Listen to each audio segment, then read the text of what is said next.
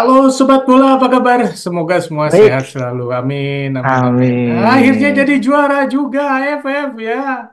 Mantap, Oh, bro. 19 Indonesia berhasil mengalahkan Thailand 1-0 Ya, dan akhirnya Coach Indra berhasil membuktikan bahwa Indonesia memang dikdaya di Asia Tenggara. Cia! betul. Betul, betul, betul. Raymond, bagaimana dengan laga final kemarin? Ya, memang di laga final kali ini terlihat bahwa Indra Safri berusaha untuk segera melakukan ini ya, serangan-serangan dari sejak awal.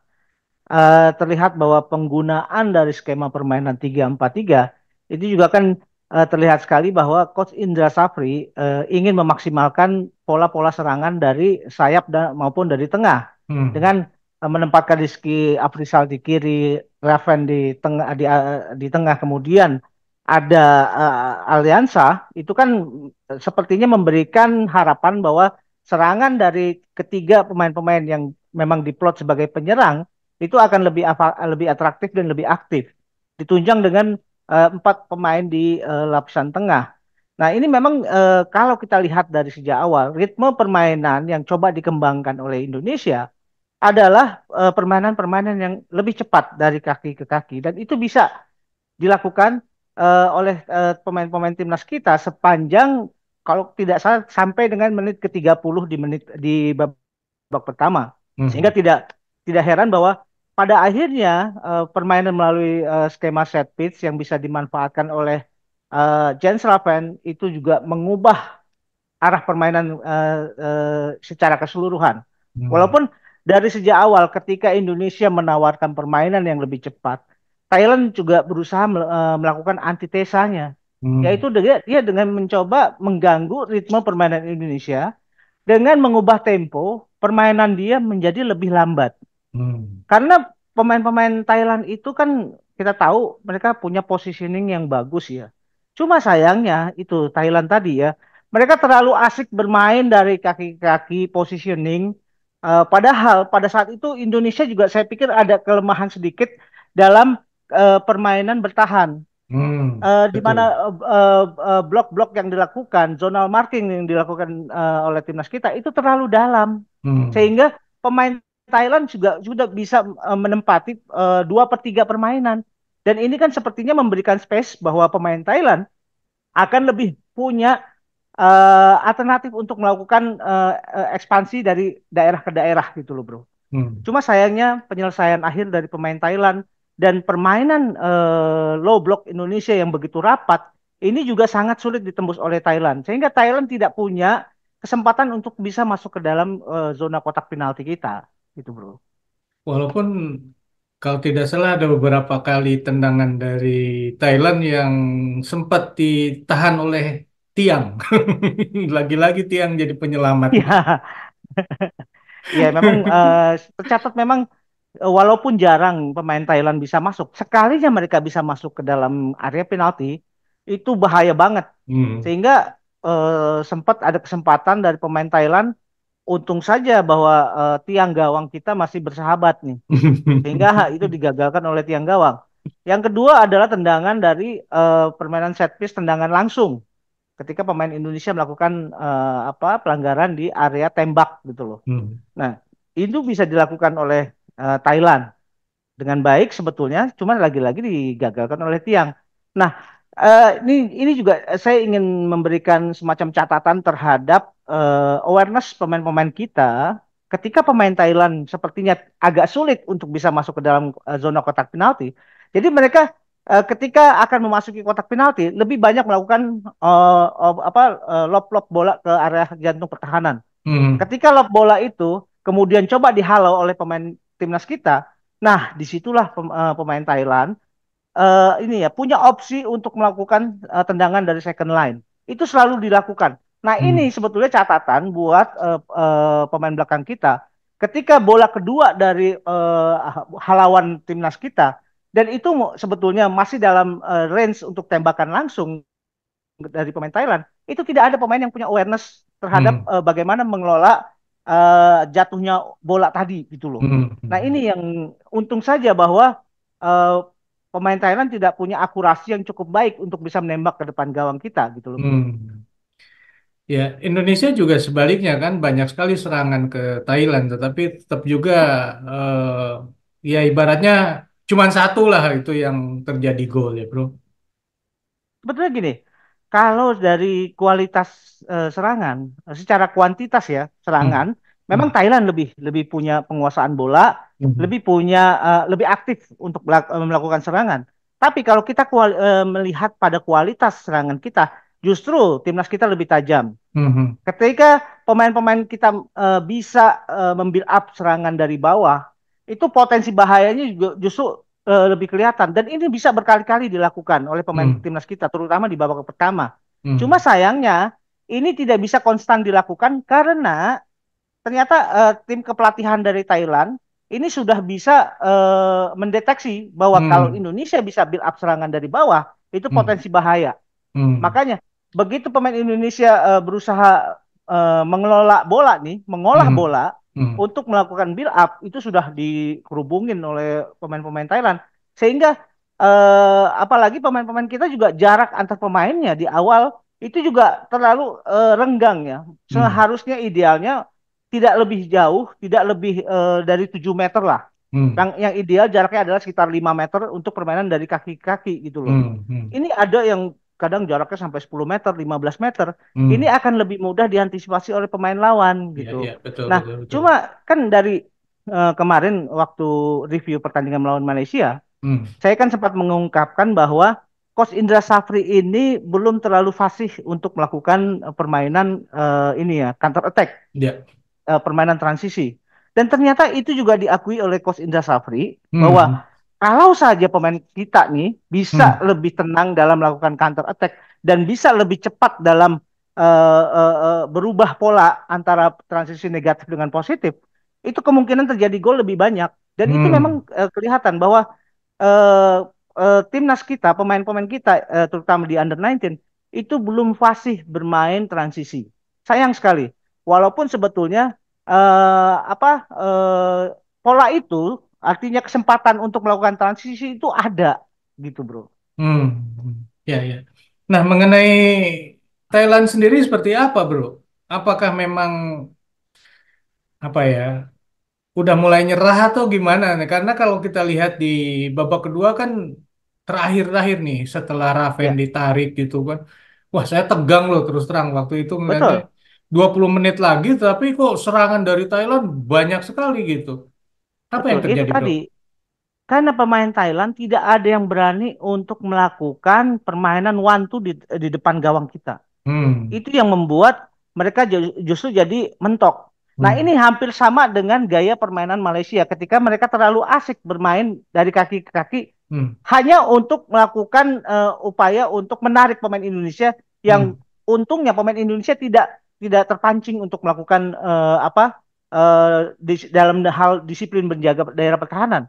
Hmm. Tetap pemain kita tetap pada pola permainan zonal marking yang lebih ketat. Hmm. Nah, sayangnya kalau misalkan deadlock seperti itu terjadi, seharusnya pemain Thailand tuh lebih berani untuk masuk.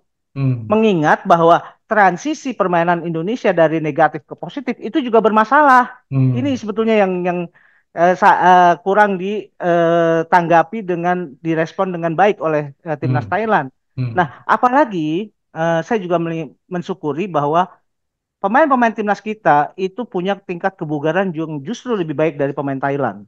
Ya, pasti. Walaupun Indonesia selama 2 kali 45 menit lebih banyak terkurung, Hmm. tapi itu tidak apa ya membuat kebugaran pemain anjlok ya, Hmm. tetap gitu loh. Nah justru yang kelihatan menjadi kendala di kebugaran adalah pemain-pemain Thailand, sehingga itu juga yang membuat mereka terkesan memperlambat Hmm. tempo ketika seharusnya mereka sudah bisa masuk ke area pertahanan Indonesia Hmm. hanya berkutat bermain apa namanya passing-passing secara horizontal, tidak ada passing-passing progresif gitu loh. Nah, Hmm. ini yang harus disyukuri. Tapi memang ketika terjadi pergantian-pergantian pemain, Raven harus keluar, kemudian Caviatur juga harus keluar. Dua-duanya juga kan karena cedera. Welber Hmm. pun juga demikian. itu Hmm. memang ada gaya permainan yang begitu anjlok dari pemain timnas kita dan ini sangat Ya, mengkhawatirkan. ya, ya, Terutama di posisi yang paling kelihatan adalah posisinya Jens Raven yang diganti oleh Arkan Kakak. ya, Saya ya. bingung juga dengan Arkan Kakak ya. Ini kok pemain tidak bisa keluar dari apa ya persoalan-persoalan mentalitas psikologis gitu loh. Hmm, hmm, Dia hmm. yang seharusnya menjadi orang pertama yang mengganggu ketika pemain Thailand menguasai bola itu seperti malas-malasan saya lihat Nah, dan itu tidak itu. kelihatan gitu. Ketika Sayang ada sekali bola gitu juga loh. kayaknya nggak mau berjuang untuk lari gitu. Itu dia. Saya sendiri kaget gitu loh. Kok apa kakak yang dulu nggak kelihatan gitu loh di Hmm. kakak yang sekarang gitu. Hmm. Apa saya sempat berpikir apa memang strateginya seperti itu gitu ya. Apalagi kalau ngelihat dari permainan ketika kiper Indonesia sudah mulai menguasai bola, dia justru melambungkan bola ke depan gitu ya. Kan itu Ya, kayak ngasih ke lawan, kemudian minta diserang lagi gitu. Seolah-olah seperti itu kok nggak ada dari build up lagi dari belakang gitu ke depan. Apa ini karena memang strateginya begitu atau karena udah lelah atau seperti apa ya, bro?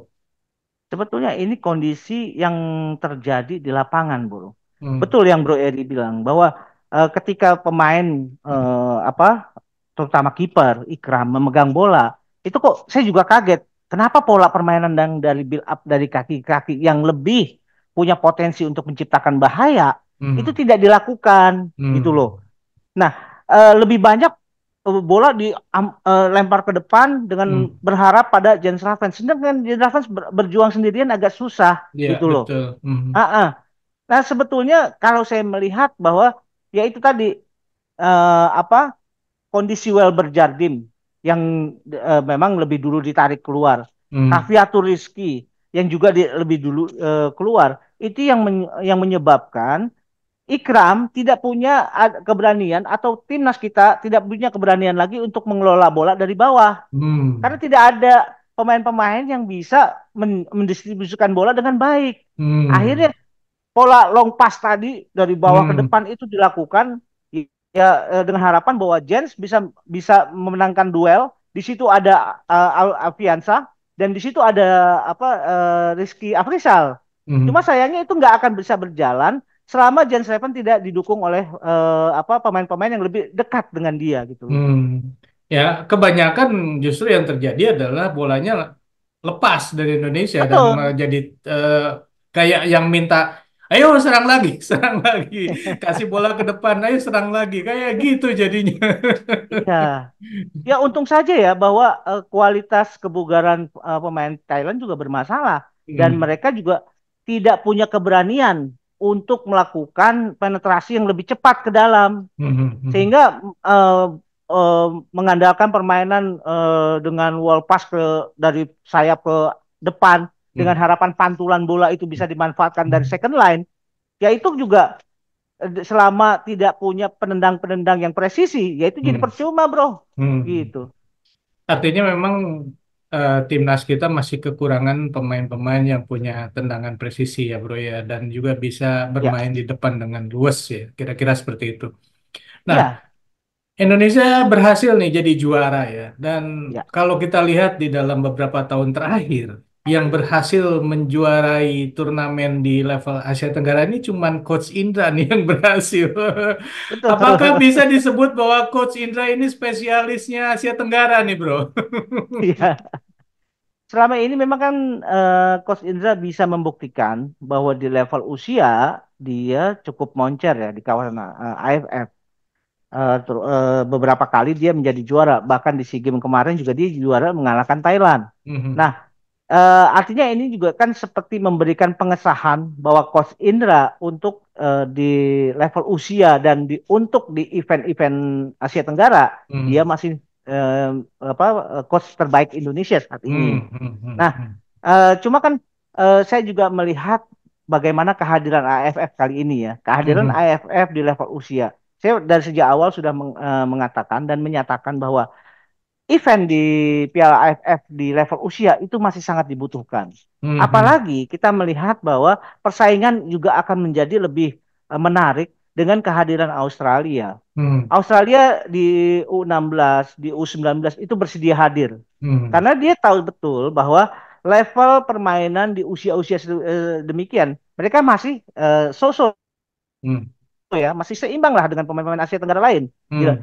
Dan ini juga kan menjadi konstelasi persaingan di kawasan Asia Tenggara jadi lebih menarik. Hmm. Nah, Nah, cuma sayangnya ya itu tadi kalau misalkan AFF kemudian memaksakan juga di tingkat senior harus dihadiri oleh pemain-pemain yang utama ya agak agak sulit Hmm. mengingat AFF ini di luar kalender FIFA. Jadi Hmm. klub-klub juga mungkin ya tidak akan mau memberikan pemain-pemain terbaiknya untuk bisa hadir di AFF yang di luar kalender FIFA gitu. Apalagi untuk klub-klub yang di luar Asia Tenggara ya, misalnya yang Betul, di Eropa dan di Jepang, Korea betul, gitu. Ya, ya. betul. Jadi ini tantangan nih ya untuk Indonesia di timnas senior nanti di bulan Desember kalau tidak salah ya, AFF Senior Ya. yang katanya nanti akan diasuh oleh Coach Nova. Tapi ini belum pasti juga ya bro ya. Belum pasti. Tapi yang saya ini ya ingin katakanlah lebih pada konsentrasi melihat pada kiprah U19 ini. Karena Hmm. U19 ini di bulan September akan ada kualifikasi. Hmm. Kualifikasi Piala Asia yang hasilnya nanti Piala Asia Under 19 nanti itu akan menjadi jatah negara-negara yang bisa tampil di Piala Dunia Under 20 gitu loh, Bro. Hmm. Nah, berkaca atau melihat pada hasil wawancara Coach Indra Safri setelah pertandingan Hmm. dan itu masih di lapangan ya. Hmm. Sepertinya Coach Indra Safri punya optimisme yang sangat besar.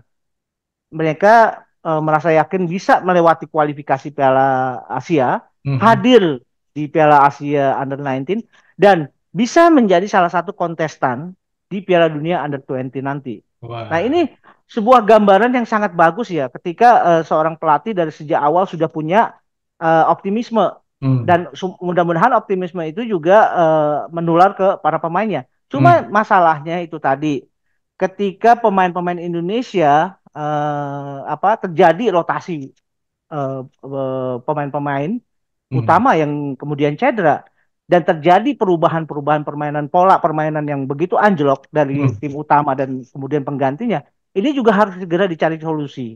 Hmm. Ketika katakanlah Coach Indra Safri begitu yakin dengan kualifikasi dan bisa melewati itu Hmm. hadir di Piala ASEAN nanti rasanya pemain-pemain mungkin akan saya sih masih masih ini ya merasa diperlukan juga seleksi terhadap pemain-pemain baru untuk Hmm. mengisi pemain-pemain. Contoh saya juga sangat tidak puas ya dengan penampilan Arkan Kakak ya. Hmm. Apakah dia masih bisa dipertahankan atau tidak gitu loh. Hmm. Hmm. Kemudian ada kita harus juga bisa berpikir mencari pemain-pemain pengganti atau yang levelnya bisa sama dengan Wilber Jardim, dengan Cafiatu Rizky gitu, dengan Hmm. Kadek Arel. Ini adalah tokoh-tokoh kunci di lapangan Indonesia. Hmm. Nah, sementara untuk posisi striker kita tidak bisa mengandalkan Jens Slaven sendirian. Ya. Harus juga dicari striker-striker yang lebih bagus nanti. Hmm. Katakanlah Indonesia bisa tampil di Piala Asia. Hmm. Gitu, Hmm. bro. Nah, ini akan jadi rebutan nih ya, Jens Slaven ini antara timnas U20 dengan timnas senior. Mengingatkan sebenarnya Jens Slaven ini merupakan bidikannya Sintayong kalau tidak salah.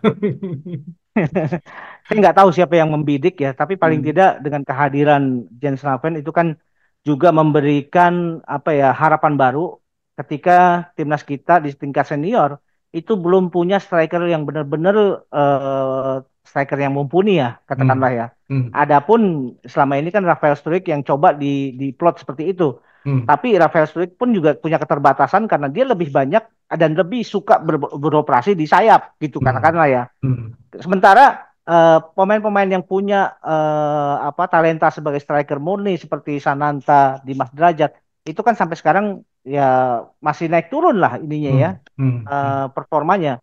Nah, dengan kehadiran Jan Slavan dan dia bisa memperlihatkan gaya bermain sebagai seorang striker murni yang bagus, yang efektif, ini juga kan memberikan harapan bahwa pemain ini bisa dipakai untuk Indonesia timnas senior, katakanlah Hmm. seperti itu. Berduet Nah, dengan Struik ya. Betul. Dan ini satu lagi yang saya juga suka dari Coach Indra Safri setelah habis pertandingan ya, ketika diwawancara. Kan selama ini kan Coach Indra Safri banyak diragukan ya. Banyak Hmm, diragukan oleh netizen sepak bola Indonesia. hmm, Apalagi sebelum berangkat ke AFF, hmm, mereka juga kan melakukan TC di Como, hmm, kemudian melakukan pertandingan di Tulong. hmm, Itu kan hasilnya benar-benar nggak kelihatan katakanlah. hmm, Bahkan hmm, ketika kembali ke Indonesia, mereka kalah oleh tim PON-nya Sumatera Utara gitu loh. hmm, hmm, hmm, Tapi ketika event yang sebenarnya mereka berubah. Itu hmm, yang sangat sangat menggembirakan ya. Bahwa hmm, memang mungkin saja Coach Indra Safri melihat bahwa tujuan utamanya adalah ini katakanlah AFF. Walaupun dari wawancara yang dilakukan, dia mengatakan bahwa AFF ini hanya tujuan tujuan antara hmm, karena tujuan dia yang sebenarnya adalah di Piala Asia nanti hmm, dan tampil di Piala Dunia. Itu gambaran yang sangat optimis. Dan lagi-lagi Coach Indra juga memberikan statement bahwa melihat bahwa kehadiran 35.000 penonton Indonesia itu kan seperti memberikan dia juga rasa semangat ya, hmm, optimisme bahwa sebetulnya yang dirindukan oleh Indonesia tuh bukan sekedar pelatih A, pelatih B, pelatih C gitu katakanlah ya. hmm, Tapi yang hmm, dirindukan adalah prestasi timnas. hmm, Timnas ingat gitu loh. hmm, hmm, Siapapun pelatihnya, selama dia bisa memberikan hasil yang lumayan, yang baik, dia akan didukung. hmm, Makanya Coach Indra Safri bilang sebaiknya untuk para pemerhati, kemudian para netizen sepak bola, untuk mulai bersatu, untuk melihat bahwa tujuan kita adalah timnas, gitu hmm, loh. hmm, Nah, ini kan seperti memberikan jawaban terhadap dikotomi adanya blok antara bloknya STY dengan bloknya Indra Safri, dan hmm, ini hmm, mencoba untuk dicairkan gitu loh, bro. hmm. Jangan ada lagi blok-blok yang seperti itu. Dan saya sangat setuju, bro. Sebenarnya ini untuk mencairkan blok STY dan blok Indra atau dengan yang lainnya lagi. Itu kan ada lagi yang lain tim-tim lainnya pendukung lokal. Ya iya, itu kan kan selama ini selalu diasumsikan bahwa Coach Indra Safri anti anti naturalisasi, anti Hmm, diaspora. hmm, Tapi berdasarkan statement dia di sebuah podcast, dia kan menyatakan bahwa dia harus semua timnas dari negara manapun harus realistis dengan iya, kondisi yang global saat ini. iya, iya, iya. Kehadiran ke pemain-pemain diaspora itu bukan hal yang tabu. Hmm, Artinya, Coach Indra Safri dari pernyataan itu pun juga mengakui bahwa dia juga bisa membuka diri terhadap kehadiran pemain-pemain diaspora. hmm, Terutama lagi kita lihat bagaimana dia juga begitu suportif terhadap Jens Raven ya. ya, Ketika Jens Raven kemudian bisa melakukan debut, melakukan menciptakan gol pertama, mungkin saya lihat ini Coach Indra Safri sangat-sangat euforianya sangat kelihatan ya. hmm, Artinya pemain yang dia percaya yang memang posisinya harus bisa menciptakan gol akhirnya bisa pecah telur hmm, gitu loh. hmm, hmm, Nah ini satu sinyal yang bagus ya bahwa ke depannya mungkin saja Coach Indra Safri juga masih melihat dibutuhkan penambahan-penambahan dari sumbernya misalkan dari diaspora atau sumbernya dari klub-klub itu ya Coach Indra Safri yang tahu apa kebutuhannya gitu bro.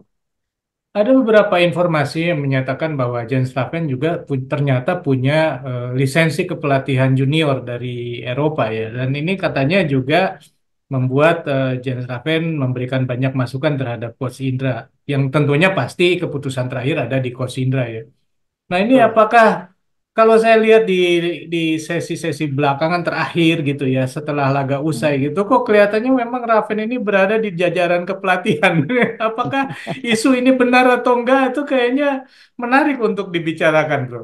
Iya, saya pikir belum lah, mengingat usia juga Jens pengalaman pun juga masih jauh sekali dengan Indra Safri. Hmm. Artinya, kalaupun dia punya lisensi seperti itu hanya terbatas pada gestur ya. Belum Hmm. pada apakah kemudian apa yang dia sampaikan itu kemudian menjadi bahan masukan buat Coach Indra Safri. Mungkin Coach Indra Safri lah yang lebih tahu ya. Ya. Tapi biar bagaimanapun kehadiran Jens Raven ini juga seperti memberikan jawaban bahwa Coach Indra Safri bukanlah coach yang anti diaspora gitu loh. Iya, iya, iya. Mantap, mantap, mantap. Oke, Sobat Bola, itulah obrolan kita mengenai eh, timnas Indonesia yang berhasil menjadi juara dan mengalahkan Thailand 1-0. Nah, dengan prestasi ini, apakah kita bisa dianggap sah nih secara hasil ya bahwa Indonesia menjadi rajanya di Asia Tenggara? Yang setuju silakan tulis di kolom komentar, yang nggak setuju juga boleh silakan tulis di kolom komentar. Sekian dulu obrolan kita, kita lanjut di obrolan lain. Sampai jumpa, bye. Thank you, bro.